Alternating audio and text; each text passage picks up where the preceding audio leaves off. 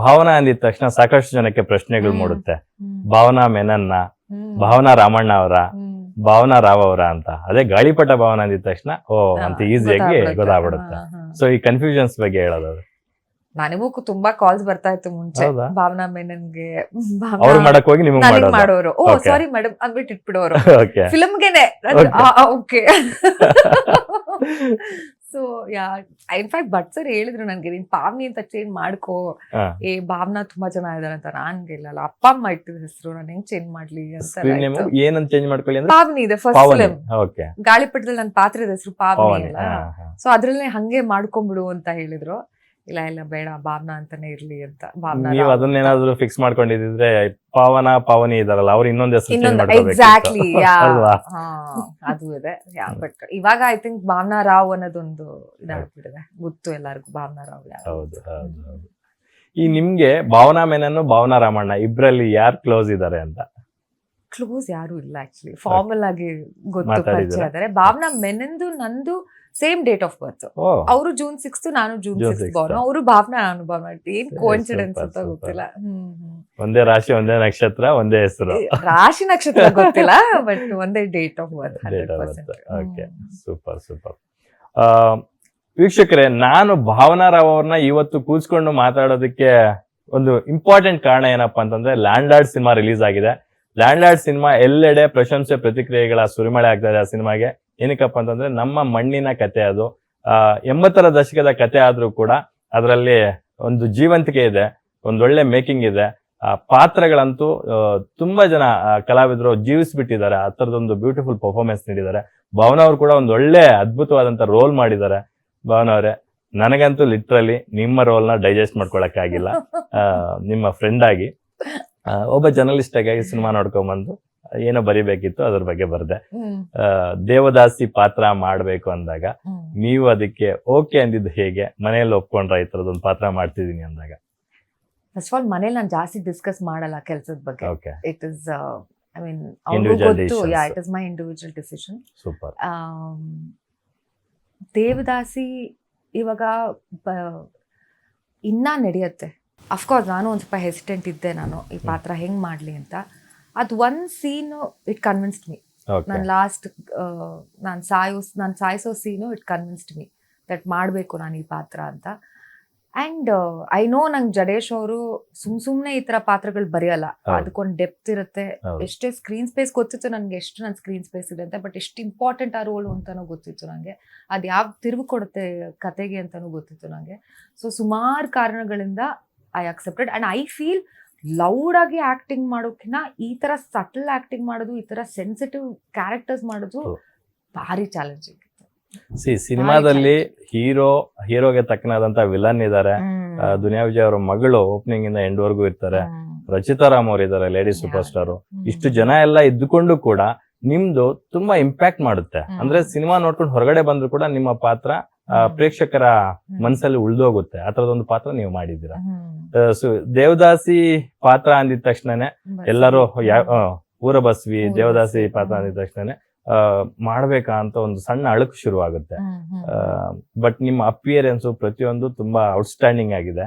ನಮ್ಮ MD sir ನೋಡ್ಕೊಂಡ್ ಬಂದು ಒಂದು ಮಾತು ಹೇಳ್ತಾ ಇದ್ರು, ಬಹುಶಃ ಇನ್ನೊಂದು 5-6 ನಿಮಿಷ ಸ್ಕ್ರೀನ್ ಸ್ಪೇಸ್ ಜಾಸ್ತಿ ಇದ್ಬಿಟ್ಟಿದ್ರೆ ಒಂದು ಅವಾರ್ಡ್ ಅಂತ ಹೊಡಿತಿದ್ರು ಭಾವನಾ ಅವ್ರು ಅನ್ಸುತ್ತೆ ಅಂತಕ್ಕಂಥ. ಶಿವ್ ಸರ್ ಹೇಳಿದ್ರ? So nice of him, thank you. ಇಲ್ಲ ಐ ವಾಸ್ ನಾಟ್ ಅನ್ಕಂಫರ್ಟಬಲ್. ನನ್ಗೆ ಎಲ್ಲಾ ಇಮೋಷನ್ಸ್ ತರ lust is also an emotion ಅಂತ. ರೊಮ್ಯಾನ್ಸ್ ಆಗ್ಬೋದು, ಆಮೇಲೆ ಜೆಲಸಿ, ಈಗೋ ಎಲ್ಲ ನವರಸಗಳು. It is an emotion. ಅದನ್ನ ಡಿಪೆಕ್ಟ್ ಮಾಡ್ಬೇಕು ನಾವು ಆಕ್ಟರ್ಸ್ ಆಗಿ. ಮುಂಚೆ ನಾನು ಯಾವಾಗ್ಲೂ ನಾನೊಂದು ಬೌಂಡ್ರಿ ಹಾಕೊಂಡ್ಬಿಡ್ತಿದ್ದೆ, ಇಲ್ಲ ಈ ತರ ಇದ್ರೆ ನಾನು ಮಾಡಲ್ಲ, ಆ ತರ ಇದ್ರೆ ನಾನು ಮಾಡಲ್ಲ ಅಂತ. ನನ್ನ ಮೈಂಡ್ ಒಳಗೆ ತುಂಬಾ ಇದಿತ್ತು. I want to break barriers now. I want to break boundaries.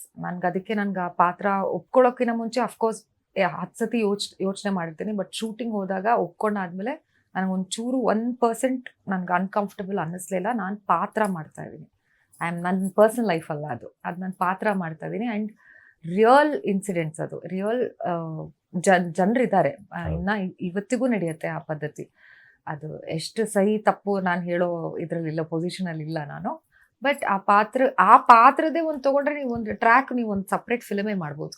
Very true ಯಾಕಂತಂದ್ರೆ ಅದು 80ರ ದಶಕದ ಕಾಲಘಟ್ಟದ ಸಿನಿಮಾ ಆದ್ರೂ ಕೂಡ ಇವತ್ತಿಗೂ ಚಾಲ್ತಿಯಲ್ಲಿದೆ ಅಂತ ನಾನು ಕೇಳ್ಪಟ್ಟೆ. ಉತ್ತರ ಕರ್ನಾಟಕದ ಕೆಲವು ಭಾಗಗಳಲ್ಲಿ ದೇವದಾಸಿ ಪದ್ಧತಿ ಈಗಲೂ ಇದೆ ಅಂತ ಕೇಳ್ಪಟ್ಟು ನನ್ಗೆ ಲಿಟ್ರಲಿ ಶಾಕ್ ಆಯ್ತು.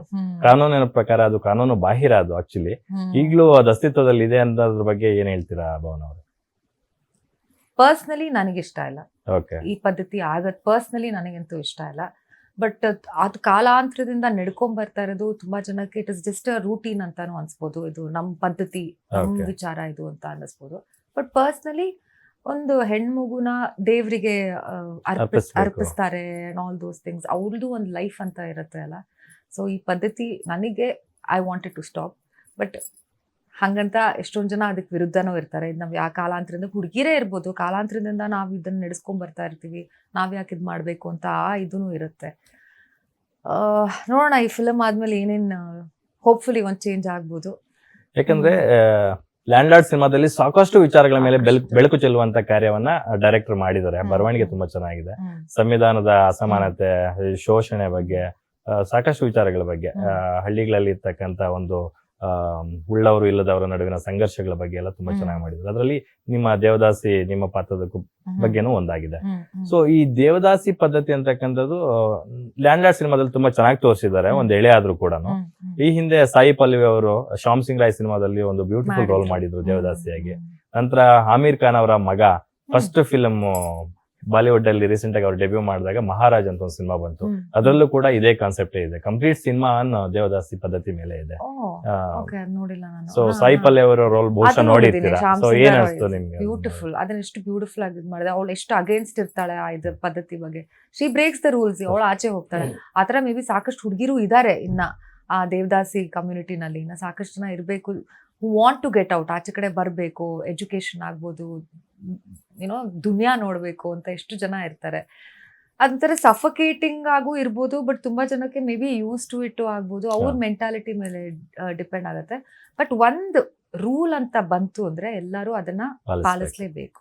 ಸೊ ಆ ರೂಲ್ ತರಬೇಕು ಅಂತ ನನಗೂ ಅನ್ಸುತ್ತೆ. ಬಿಕಾಸ್ ಹುಡುಗಿರು ಬರಬೇಕು ಮುಂದೆ. ಇವಾಗ ಎಲ್ಲಿ ಎಷ್ಟು ಜನ ಇದ್ದೇವೆ, ಎಜುಕೇಶನ್ ಆಗ್ಬೋದು, ಕ್ರಿಕೆಟ್, ಆಕ್ಟಿಂಗ್, ಎಷ್ಟು ಆಪರ್ಚುನಿಟೀಸ್. ಅವ್ರ ಕಾಲ ಮೇಲೆ ಅವ್ರು ನಿಂತ್ಕೊಬಹುದು ಅವರು ಇವಾಗ. ಸೊ ನೀವು ಸಂದಣಿಗಳ ಜೊತೆ ಸ್ಕ್ರೀನ್ ಶೇರ್ ಮಾಡಿದ್ರಾ? ಐ ಮೀನ್ ರಾಜ್ಬಿ ಶೆಟ್ಟಿ ಅವ್ರ ಜೊತೆ. ಸೊ ರಾಜ್ಬಿ ಶೆಟ್ಟಿ ಅವ್ರ ಜೊತೆ ಎಷ್ಟು ಒಡನಾಟ ಇತ್ತು ಅಂತ? ಮೊದ್ಲು ಅವ್ರ ಜೊತೆ ಒಳ್ಳೆ ಒಡನಾಟ ಇತ್ತ, ಅಥವಾ ಈ ಸಿನಿಮಾ ಸೆಟ್ ಅಲ್ಲೇ ನಮ್ಗೆ ಅವರು ತುಂಬಾ ಪರಿಚಯ ಆಗಿದ್ದ? ಜಾಸ್ತಿ ಯಾವಾಗ್ಲೇ ಆಗಿತ್ತು, ಸಿನಿಮಾ ಸೆಟ್ ಅಲ್ಲೇ ಆಗಿತ್ತು. ಮುಂಚೆಯಿಂದ ಪರಿಚಯ ಇತ್ತು. ಅವ್ರದ್ದು ಒಂದು ಮೊಟ್ಟೆಯ ಕತೆ ಪ್ರೀಮಿಯರ್ ಶೋಗ್ ಹೋಗಿದೆ ನಾನು. ಸೊ ಅಂಡ್ ಅವರು ನಾನು ಏನೋ ಪ್ರಾಣಿ ಪಕ್ಷಿಯ ಪ್ರಿಯರು ನಾವು. ಸೊ ನನ್ಗೆ ಯಾವ್ದಾದ್ರು ನಾಯಿ ಏನಾದ್ರು ಏನಾಯ್ತು ಅಂದ್ರೆ ಅವ್ರಿಗೆ ಫಸ್ಟ್ ಫೋನ್ ಮಾಡ್ತಿದ್ದೆ, ಅವ್ರಿಗೆ ಕಾಲ್ ಮಾಡು, ಅವ್ರು ಗೈಡ್ ಮಾಡ್ತಾರೆ ಅಂತ. ಆತರ ಏನ್ ಮಾಡ್ತು. ಇವ್ರ ಬಗ್ಗೆ ಒಂದ್ ಹೇಳು, I don't know, he may not like it ನಾನು ಇದನ್ನ ಹೇಳೋದು. ನಾನು ತುಂಬಾ ಇವಾಗ ನನ್ಗೆ ಯಾರಾದ್ರೂ ಹೆಲ್ಪ್ ಕೇಳ್ಕೊಂಡ್ ಬಂದ್ರೆ ಮನಿ ವೈಸ್ ಆಗ್ಬೋದು, ನನ್ನ ಕೈಲಿ ಇರೋದನ್ನ ನಾನು ಮಾಡ್ತೀನಿ, ಎಷ್ಟಾಗುತ್ತೋ ಅಷ್ಟು ಮಾಡ್ತೀನಿ. ಬಟ್ ನಾನು ಕೋವಿಡ್ ವರ್ಕ್ಶಾಪ್ಸ್ ಮಾಡ್ತಾ ಇದ್ದೆ, ನಾನು ಡಾನ್ಸ್ ವರ್ಕ್ಶಾಪ್ಸ್ ಮಾಡ್ತಾ ಇದ್ದೆ. ನಾನು ಈ ತರ ಎಲ್ಲ ಮಾಡ್ತಿರ್ತೀನಿ. ಆಕ್ಟಿಂಗ್ ಫಿಲ್ಮ್ಸ್ ಎಲ್ಲ ಇಲ್ಲ ಅಂದ್ರೆ ವರ್ಕ್ಶಾಪ್ಸ್ ಮಾಡೋದು, ಅದು ಇದು ಎಲ್ಲ ಮಕ್ಕಳಿಗೆಲ್ಲ ಮಾಡ್ತಿರ್ತೀನಿ. ಅದ್ರಲ್ಲಿ ಎಲ್ಲಾ ವರ್ಕ್ಶಾಪ್ ಎಲ್ಲ ಆದ್ಮೇಲೆ ಐ ಗಾಟನು ಒಂದ್ ಮಗುಗೆ ಟ್ಯೂಮರ್ ಇದೆ ತಲೆನಲ್ಲಿ ಅಂತ. She's hardly 4 or 5 years old. And ಅದ್ ಮಗು ತುಂಬಾ ಕ್ಯೂಟ್ ಇತ್ತು. ನನಗೆ ಮತ್ತೆ ಕಂಪ್ಲೀಟ್ ನಾಪ್ಕ ಇದೆ, ಹೇಳ್ಕೊಟ್ಟಿದ್ದೀನಿ. I was her teacher. So ಹಾಸ್ಪಿಟಲ್ಗೆ ಹೋದಾಗ ಅಂದ್ರೆ ಅಪ್ಪ ಅಮ್ಮ ನಾಟ್ ವೆರಿ ವೆಲ್ ಆಫ್, ತುಂಬಾ ಎಕ್ಸ್ಪೆನ್ಸಿವ್ ಅಲ್ಲ ಈ ತರ ಟ್ರೀಟ್ಮೆಂಟ್ಸ್ ಎಲ್ಲ, ತುಂಬಾ ಎಕ್ಸ್ಪೆನ್ಸಿವ್. ಸೊ ನನ್ಗೆ ಫಸ್ಟ್ ಆಫ್ ಆಲ್ ಮುಜುಗರ ಬೇರೆಯವ್ರನ್ನ ಕೇಳಕ್ಕೆ. ನನಗೆ ಏನೋ ಟ್ರೈ ಮಾಡೋಣ ಅಂತ ಒಂದ್ 5 ಜನ ಕೇಳ್ದೆ ಹೂ ಆರ್ ಕಂಫರ್ಟಬಲ್ ವಿತ್ ಅಂತ. ಸೊ ಅದ್ರಲ್ಲಿ ಒಬ್ರು ಮೆಸೇಜ್ ಮಾಡಿದೀನಿ ಅಷ್ಟೇ ನಾನು, ಈ ತರ ಅಂದ್ರೆ ಇದೆಲ್ಲ ಕಳಿಸ್ದೆ ಡೀಟೇಲ್ಸ್, ಈ ತರ ಇದೆ, ಕ್ಯಾನ್ ಯು ಹೆಲ್ಪ್ ಅಂತ ಕೇಳಿದ್ದೆ. ಏನ್ ಕ್ವಶನ್ಸ್, ನೋ ಕ್ವಶನ್ಸ್. ಅವ್ರ ಕೈಲಾಗಿದ್ದು ಅವರು ದುಡ್ಡು ಟ್ರಾನ್ಸ್ಫರ್ ಮಾಡಿದ್ರು. Okay, don't hate me for this please, I know ನಿಮ್ಗೆ ಇಷ್ಟ ಆಗುತ್ತೋ ಇದನ್ನ ಹೇಳಿರೋದು. ಬಟ್ ನನ್ಗೆ ಆವಾಜ್ ಲೈಕ್ ನಾನು ಅವಾಗ ಎಲ್ಲೋ ಅವ್ರನ್ನ ರೆಸ್ಪೆಕ್ಟ್ ಬೇರೆ ಇದ್ರಲ್ಲಿ ಆಗುತ್ತೆ. ಸೂಪರ್. ಕೊಡೋರು ಯಾರು, ನಾವು ಕೊಡ್ತಿದೀವಿ ಅಂತ ಹೇಳ್ಕೊಡಲ್ಲ. ಸೊ ಗ್ರೇಟ್ನೆಸ್ ಅದು. ಏನು ಕೇಳಲಿಲ್ಲ ಲಕ್ಷ್ಮಿ, ಏನಂದ್ರೆ ಏನು ಕೇಳಲ್ಲ, ಕಳಿಸ್ಬಿಟ್ಟು this all I can give now for now Bhavana ಅಂತ. This much before land lord.